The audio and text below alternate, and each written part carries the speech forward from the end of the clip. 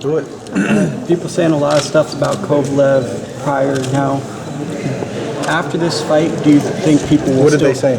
Well, they always say he's like the boogeyman and all that stuff, but you obviously took the fight. You're fighting him. You moved up in weight. I'm pretty confident that this fight's going to be a very successful fight for you. Do you think that people are going to say that type of stuff about him afterwards? I don't know. That's not, those are things I can't concern myself with. That's your guys' world. I don't. It's funny, you look at all the things that were said about him, and then you look at his last fight, and you see the things that were said about him, and then you see some people that are still saying those things, and some people are back on the bandwagon. That comes with the territory, man. Unfortunately, it's sometimes it's touch and go, sometimes it's hot and cold. So, really, I'm not, concerned at all about what's being said. I got to focus on him and what he's bringing to the table and what I need to do. Andre, what does a day of training set up? What does it look like for you? What do you go through each day? It's a lot of pain every day. I have days where, I'll do, some type of, cardio in the morning, sprints, distance running, go back to training camp, get some rest, eat, and then we come to the gym, we'll spar, we'll hit the heavy bag. It's really a monotonous process, when you're in training camp, and that's pretty much every day. And of course we take days off, and there's times you got to rest the body and be smart. But it's really the same thing every day. So even as you get closer to the fight, there'll be no changes? No,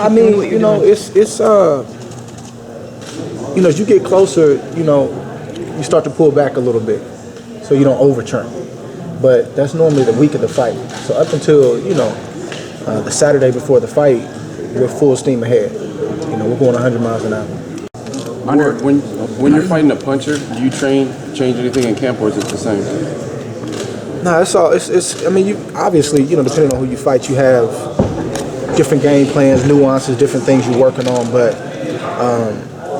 we respect, every fighter that we fight. We don't get. And I'm talking me and my team. We don't get caught up in the whole puncher thing. Anybody can get you out of there if you get hit right. So I don't think I'd be sitting here in this position right now if I had these highs and lows. This guy's a puncher, oh my God, versus this. Man, we got to find a way to get it done, and we're going to find a way to get it done. I don't care what he's got in his gloves, who he's knocked out, or what he's done. My job is to get my hand raised, and that's what we focused on. And how was it having Shakur Stevenson in your gym recently? It was beautiful, man. It's having young guys like that around start to make me feel a little older.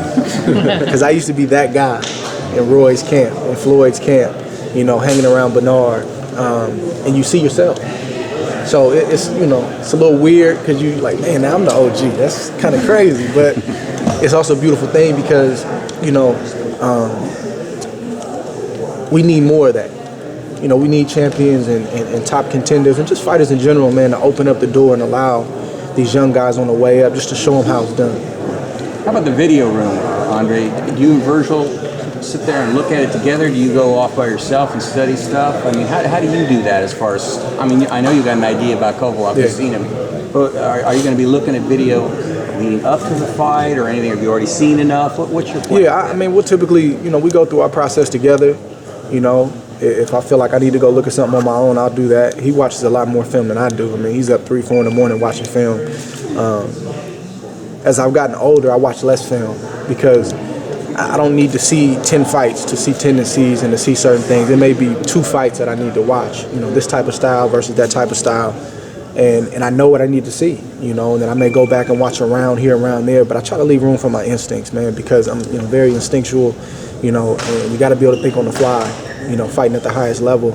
And I leave room for that. It's not a checklist that you got to go down because you can't get into a ring thinking like that. I just believe that who I am and what I have is enough, and that's what I'm standing on.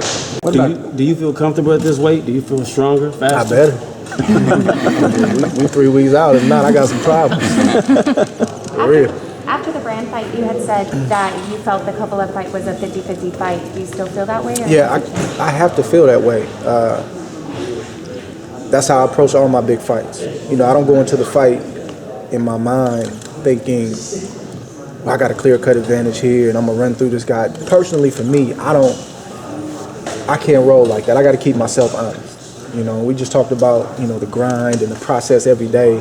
So many days you get up and don't want to be in here, and that's what keeps me going at the level that I need to go at on a day-to-day basis, just understanding that this man is working, and everything that I feel, the passion that I feel, the hunger that I feel to get these belts and to beat him, that dude is feeling the same way, if not more. So that just keeps me on my grind and keeps my head down where I force myself to keep working. And if it's anything less than that, that's a bonus. But I truly believe that he's everything that they say he is. And, you know, I'm everything that I've shown over the years. And I feel we'll even show more, you know, in a fight like this, of this magnitude. Hey, Andre, you talked about, like, oh, now that young guy's the young guy in the gym like you used to be. Does your body have these occasions of reminding you that you're not 23? Sometimes. How do you deal with that? I just try to, you know, I try to get the best people around me. I try to, you know, do what I can do. You know, I try to do what I can do from just taking care of myself. You know, whether it's ice, whether it's rehab, whether it's you know, the latest technology, whatever it is. You know. Do you train fundamentally differently than you did 10, 12 years ago? I mean, not really. You know, my coach, he's constantly trying to, you know, you're 32 now. I'm like, man, I know I'm 32, but I feel 22. Let me go. But he's constantly trying to get me to train smart. But he also understands I'm gonna be me. He understands that I'm gonna be me, and that means that I'm going 100 miles an hour.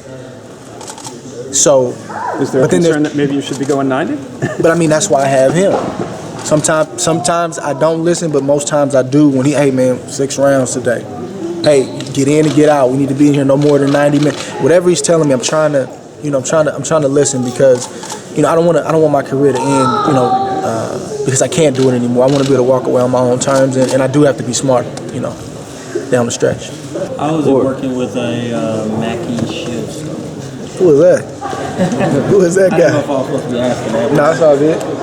No, Mackie's a great guy. I mean, I've been working with Mackie for a while. I just, you know, you guys just didn't know it. But very brilliant mind in the sport. He understands the body. Just really smart dude, man. And he's got a proven track record. So why not, you know, have him on board for something like this?